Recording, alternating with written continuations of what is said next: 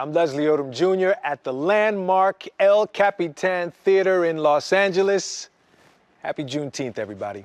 And thank you for joining us on this special edition of Soul of a Nation as we commemorate a day that marks the end of slavery here in the United States.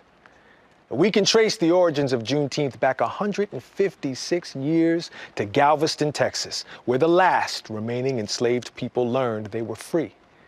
Today remains a day of joy, celebration, and yeah, some good food and music too. And now, there's even more to celebrate with both chambers of Congress passing legislation making Juneteenth a federal holiday.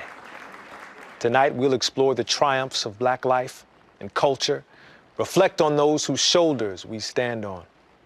For a lot of us, President Barack Obama is one of those giants. America's first Black president sits down with Good Morning America's co-anchor Michael Strahan to unpack the racial reckoning we've seen in the last year and talk about his recent memoir, A Promised Land. President Obama, happy Juneteenth. It is good to see you. Happy Juneteenth to you. Thank you. I remember being in school, and they had all the presidents, and they had every president up there, and you would look at that list, and you would say, I want to be president, but I don't think you could believe it. Right. Now, when they look at that, your face is up there. Right. And a lot of people will look and say, it signifies, since you've been elected president, that we've moved on from the issue of race. What do you say to that? Well, I think that's never been the case, that by virtue of my election, somehow we entered into a post-racial world. It wasn't something I believed at the time, and I certainly don't believe it now. The fact is that a lot of barriers still exist for a whole lot of folks. Yeah. When you look at that list of presidents, we still haven't seen a woman. And the notion that women somehow are not qualified to, the fact is, at least in my household, the women are smarter, more insightful, more caring, better looking, more talented, funnier. We live in the same household. That's my point. So something's happening in our society that prevents them from ascending to the highest office in the land. The same is true for African Americans. The same is true for Latinos and the first Americans, the Native Americans. The odds are stacked in ways that prevent a lot of young people from realizing their potential. And we can do something about it. In the Promised Land, you talk about hope. The country is built on hope. Pioneers, abolitionists, civil rights workers. Right. You ran on hope. We are choosing hope over fear and sending a powerful message that change is coming to America. We're now in 2021, and we have the pandemic, the insurrection, racial reckoning. A lot of people feel like they've lost hope. How can people get that hope back? You get hope back from, for me at least, taking the long view and recognizing that resilience, determination, the ability to deal with setbacks and disappointments and keep going, that those are qualities that can carry us forward. And no one has exhibited that more historically in this country than African Americans. The March on Washington happened during my lifetime. That's not ancient history. In big parts of the country, segregation was still operative when I was alive. What seems like stuff we now take for granted, that's just a generation old.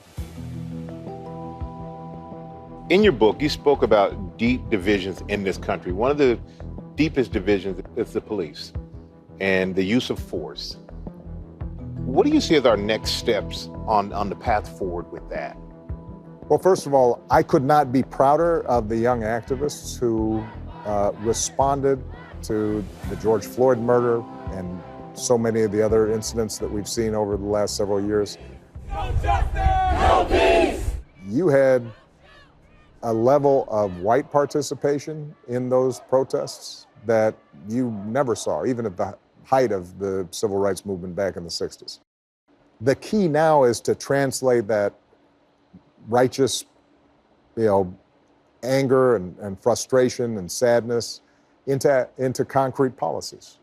A young Barack Obama, what would you be doing? Would you be marching? Would you be organizing protests? I'd like to think that I'd be out there with those young people trying to steer that energy into constructive, practical change. And we're not all gonna live in a perfect kumbaya society, but we can make it better by working and by reaching out and by assuming the best in each other. And if enough of us do that, we move that boulder up the hill.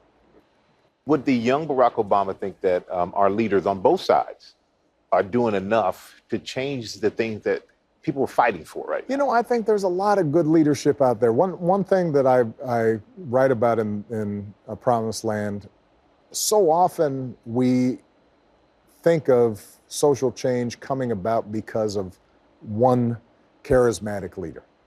But when we have a bunch of people working together, that's when change happens. And that's one of the things that I really admired about so many of the protests that happened this summer. The Capitol and the mob, which we both saw storm the Capitol. It just showed a level of distrust between people in the government. Right. Is there a way back from that? I think there's a way back from it.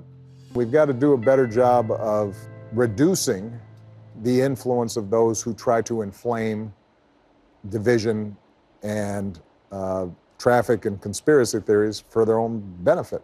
Is it a threat to democracy? You see it as a threat Absolutely to democracy? It is. If we can't agree on basic facts, then it's very hard for us to negotiate and compromise in a way that is constructive.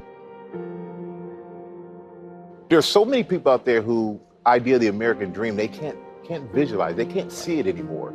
So what is it going to take for people to be able to realize and envision the American dream again? Well, look, historically, the American dream has been a reality for some and a myth for others. We're in a community, Anacostia, in Washington, D.C., that's representative of a lot of communities around the country where the kids who grow up here may formally be free, but structurally, because of poverty, because of schools that aren't working, because of substandard housing, it requires so much more effort for them to live out that American dream. And so our job is to make sure that it's not a myth. And right now, for too many, it still is. Hi, everyone. George Stephanopoulos here. Thanks for checking out the ABC News YouTube channel. If you'd like to get more videos, show highlights, and watch live event coverage, click on the right over here to subscribe to our channel. And don't forget to download the ABC News app for breaking news alerts. Thanks for watching.